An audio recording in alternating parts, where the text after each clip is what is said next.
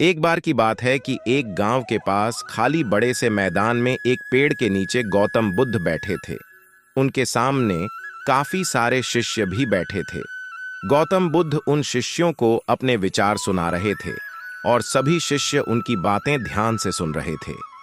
गौतम बुद्ध जी ने अपने शिष्यों को कहा कि हमें कभी भी जिंदगी में क्रोध नहीं करना चाहिए और कभी भी किसी को बुरा भला नहीं कहना चाहिए, क्योंकि जो व्यक्ति क्रोध में रहता है वह खुद को नुकसान पहुंचाता है और दूसरों को भी नुकसान पहुंचाता है। क्रोध में रहने वाला व्यक्ति और हमेशा प्रतिशोध की आग में जलता है और अपने जीवन को बर्बाद करता है।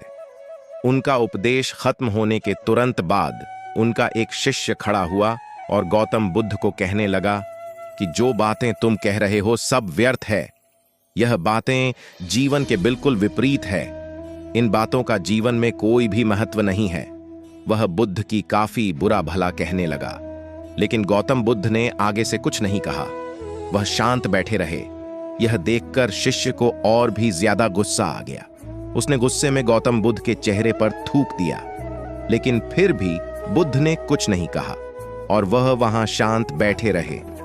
इतना करने के बाद वह शिष्य वहां से उठकर चला गया और फिर वह अपने घर पहुंच गया। घर पहुंचते पहुंचते उस शिष्य का गुस्सा बिल्कुल शांत हो गया और उसे एहसास हुआ कि उसने गौतम बुद्ध के साथ बहुत गलत व्यवहार किया है। उसे ऐसा नहीं बोलना चाहिए था। उसने गौतम बुद्ध का अपमान किया है। अब शिष्य को बात समझ आ गई थी और उसे अपनी गलती के लिए काफी पछतावा हो रहा था। इसलिए वह गौतम बुद्ध के पास जाकर माफी मांगना चाहता था। वह शिष्य उसी समय अपने घर से निकला और वहीं पर चला गया जहां गौतम बुद्ध उपदेश दे रहे थे।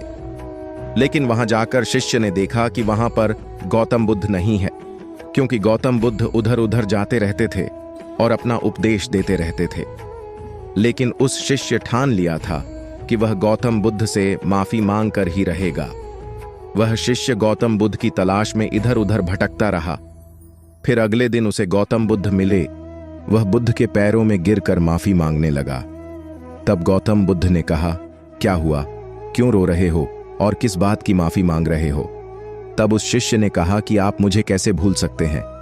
मैं वही हूं जिसने आपको कल इतना बुरा भला कहा था और आप मुझे इतनी जल्दी कैसे भूल सकते हैं?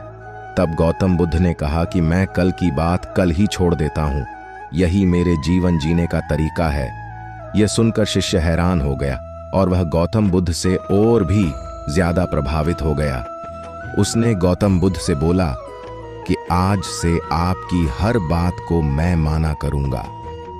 इस कहानी से हमें यह शिक्षा मिलती है कि हमें क्रोध नहीं करना चाहिए। क्रोध जीवन के लिए हानिकारक है। इससे हम खुद का और दूसरों का भी नुकसान करते हैं।